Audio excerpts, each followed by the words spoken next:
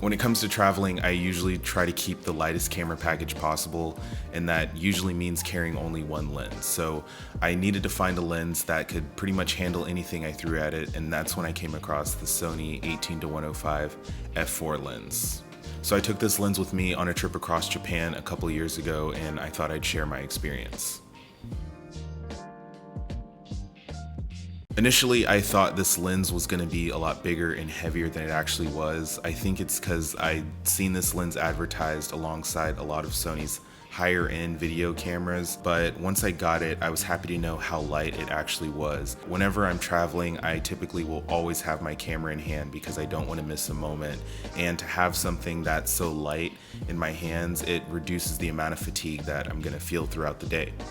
Most of the lenses I have are an f2.8 or faster, where this one is an f4.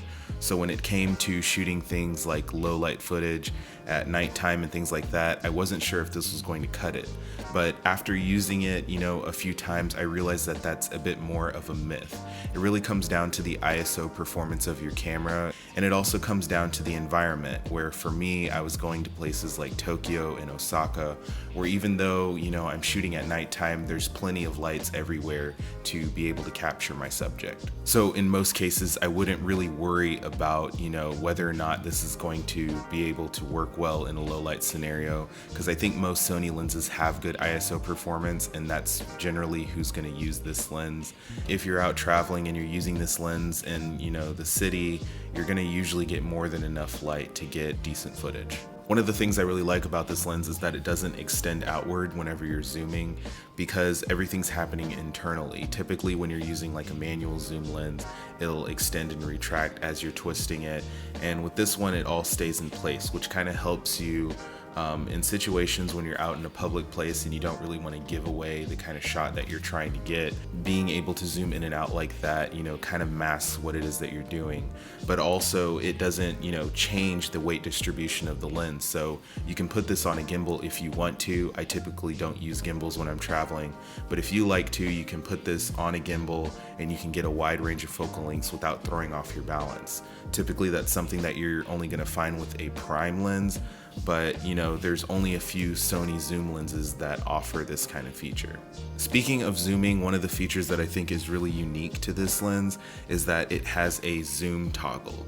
Now, this isn't necessarily a new technology, it's something that you typically see in traditional video cameras, but it's nice to have it brought over to something like a mirrorless style camera, because whenever I'm traveling, I'm typically shooting handheld.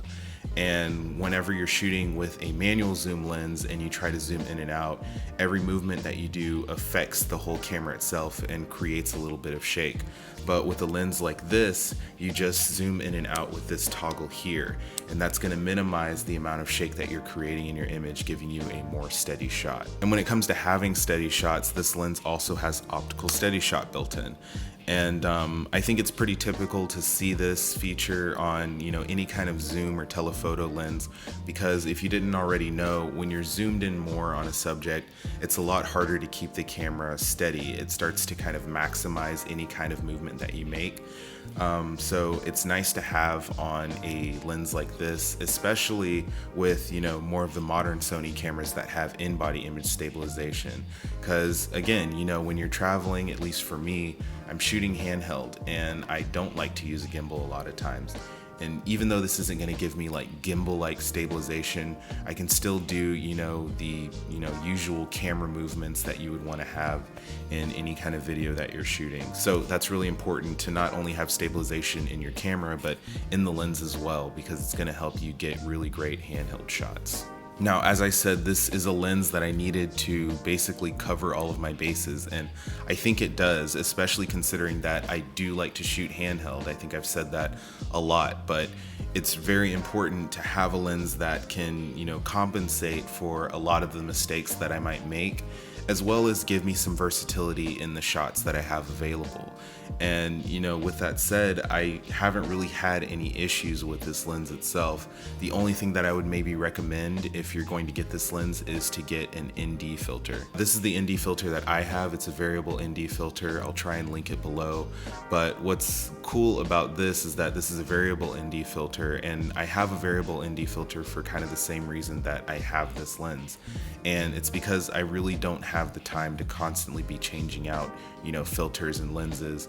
It's nice to have a variable ND because instead of having individual filters, it's all built into one. So I would just twist the knob here and it would change exposure and adjust for whatever kind of lighting I have. I personally like to shoot on f4 all the time. I try to shoot at the fastest, f-stop I can, and that's not always going to work, especially in a bright sunlit scenario. So I put the ND filter on, and it allows me to keep a very shallow depth of field while also not, overexposing my image. Now, even though I like everything about this lens, the one thing that I would change if I could is to make a full frame version of this lens.